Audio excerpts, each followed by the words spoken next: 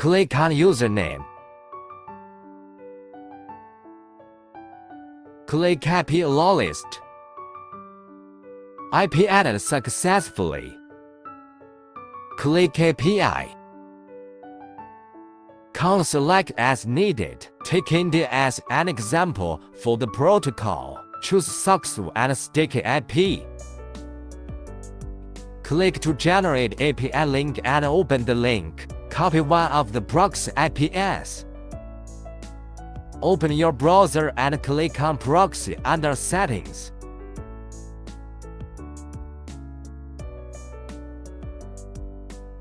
Copy the proxy IP address into it.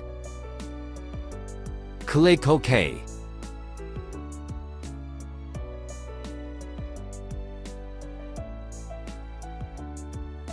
Enter this URL and click Start.